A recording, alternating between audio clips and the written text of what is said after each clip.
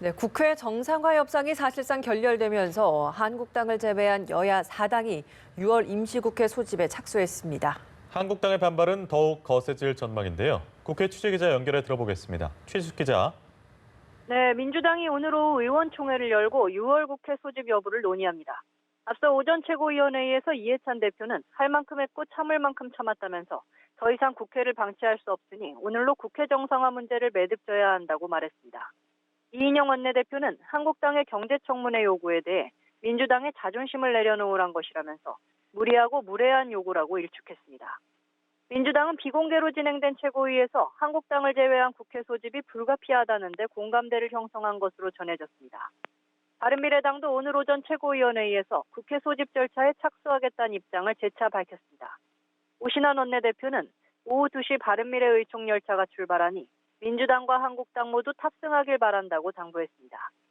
평화당 유성엽 원내대표는 기자회견을 통해 민주당은 조속히 단독 국회를 소집하라면서 이후 추경과 법안 처리에 한국당이 협조하도록 경제청문회를 수용하라고 촉구했습니다.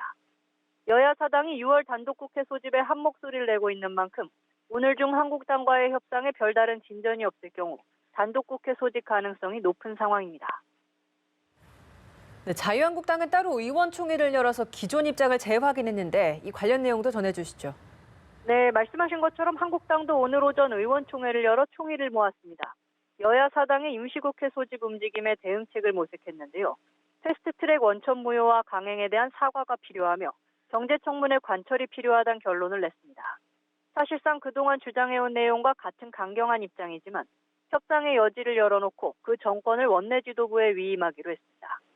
황교안 대표는 모두 발언에서 정부가 내놓은 추경안은 요건에 맞지 않는 엉터리 추경안이라고 비판하며 국민을 위한 투쟁인 만큼 쉽게 물러설 수 없다는 입장을 밝혔습니다. 이에 앞선 최고위에서 나경원 원내대표는 정부 여당이 묻지도 따지지도 말고 추경안을 통과시키라고 한다며 아무나 붙잡고 결혼하란 것과 다름없다고 꼬집었습니다. 경제청문회에 대해선 청문회라는 표현이 부담스럽다면 형식이나 명칭에 얽매이지 말자고 한 발 물러선 제안을 내놨습니다. 나 원내대표는 어제 추경안 심사에 앞서 경제청문회를 열어 경제위기의 원인을 살펴봐야 한다고 대국민 호소문을 발표했습니다. 그러나 민주당은 경제문제 진단은 기획재정위원회 등 상임위 차원에서 가능한데도 한국당이 정쟁을 위해 청문회를 주장하고 있다며 한국당의 요구를 일축했습니다.